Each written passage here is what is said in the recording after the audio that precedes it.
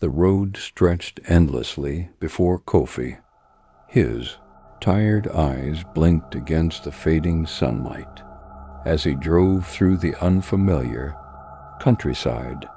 He had been on the road for hours, and his body ached for rest. His destination was still far, but his energy was running out.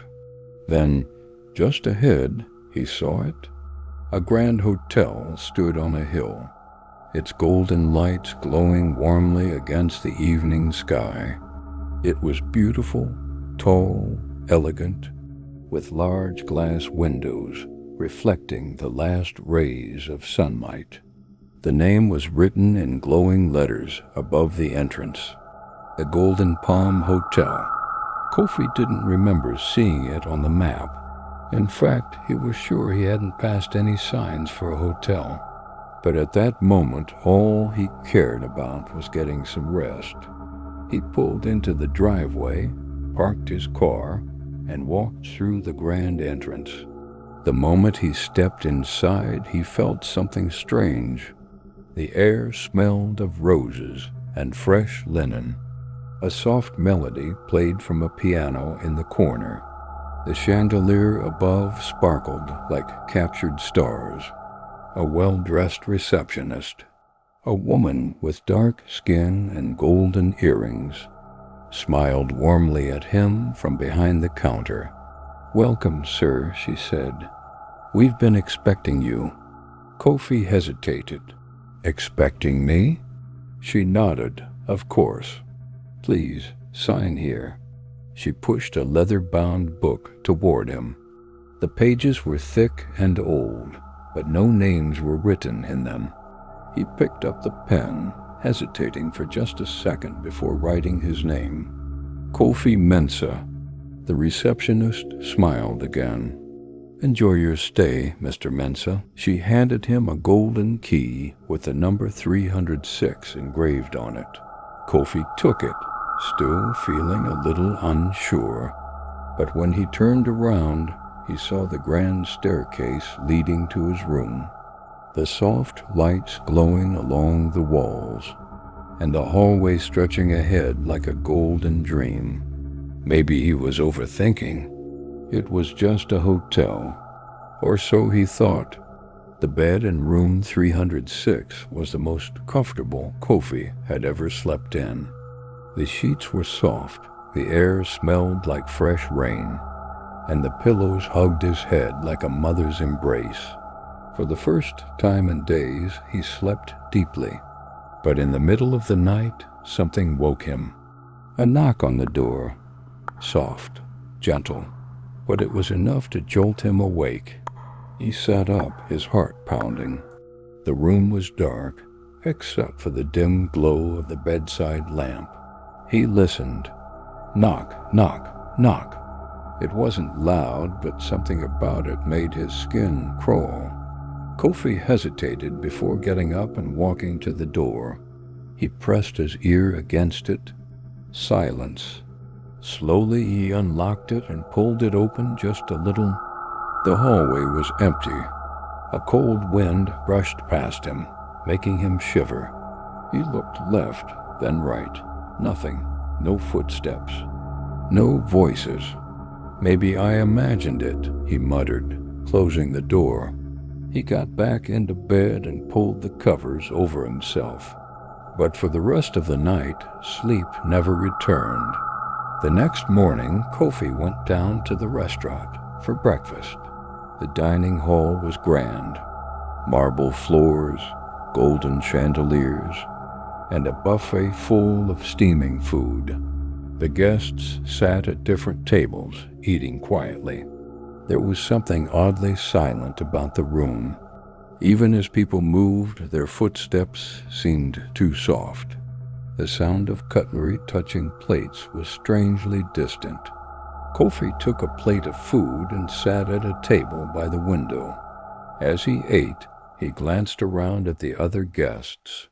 That's when he noticed something odd. No one was talking, not a single conversation. Even when a waiter passed by to refill someone's coffee, the guest simply nodded. No, thank you.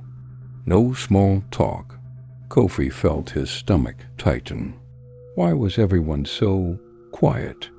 He turned to the waiter and cleared his throat. Excuse me, but is something wrong? Everyone seems strange. The waiter smiled, but his eyes didn't match the smile. Everything is perfect, sir, he said. You're lucky to be here. Kofi felt a cold shiver run down his spine. Something wasn't right. That evening, Kofi decided to leave. He had gotten his rest. Now it was time to continue his journey. He packed his bag, picked up his car keys, and walked to the front desk. The same receptionist from the night before greeted him with a warm smile. I'd like to check out, Kofi said, forcing a polite smile. The receptionist tilted her head slightly. Check out? Yes, he said, tapping his fingers against the counter. I need to leave now. Her smile didn't fade, but something about her expression changed. I'm afraid that's not possible, Mr. Mensah. Kofi frowned. What do you mean? She placed her hands on the counter. You can't leave? Kofi let out a nervous chuckle. Look, I'm serious. I need to be somewhere. Here, how much do I owe? He reached into his pocket for his wallet, but when he looked inside, his money was gone. So was his ID, his car keys, his phone. Panic shot through him. He patted his pockets, checked his bag, nothing. What is this? He whispered, his hands trembling. The receptionist's smile widened. You don't owe anything, Mr. Mensah, she said, because you were never here. Kofi stumbled back, his heart pounding. No, this isn't funny, he snapped. I checked in last night. You gave me a key. Room 306.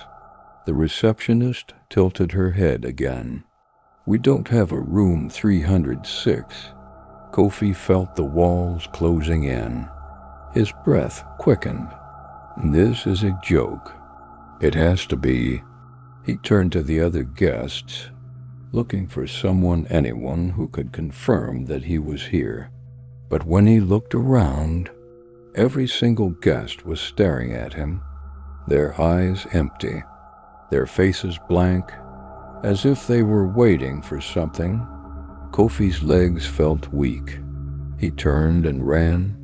He sprinted down the halls, past the quiet guests, past the golden chandeliers. He reached the exit doors and pushed them open. Outside, his car was waiting in the same spot. His heart leaped with relief, but then he froze. The hotel, it was gone. Where the grand entrance had been, there was nothing but trees and an empty road. Kofi felt his knees buckle. His mind screamed for an answer. Had it all been a dream? A trick? He turned back to his car, his breath ragged. He needed to get out of here. As he reached for the door handle, he caught something in the reflection of his window. The golden key, still in his hand, engraved with the words, Room 306, the hotel that doesn't exist, had never really let him go. After Kofi stands outside, frozen in shock, gripping the golden key to room 306, he struggles to catch his breath. His heartbeat pounds in his ears. The hotel, the place he had slept in, eaten in, signed into, was gone. But the key was still there. He turns it over in his hands, feeling the engraved numbers, the smooth surface, the weight of something that shouldn't exist. Then, suddenly, a cold breeze rushes past him. It whispers through the trees, carrying a sound of faint, distant ringing. It's the hotel reception bell. Kofi spins around, but there is nothing but the empty road. Then the key moves. It trembles in his hand. The numbers on it, 306, begin to fade, and in their place, a new number appears, 307. Kofi's breath catches. His fingers go numb. Then, somewhere behind him, deep in the trees, a golden light flickers. Another hotel, a new Golden Palm Hotel. And this time, it's waiting for someone else. As Kofi stares, the last thing he hears is a voice soft, calm, and eerily familiar. "Welcome, sir. We've been expecting you."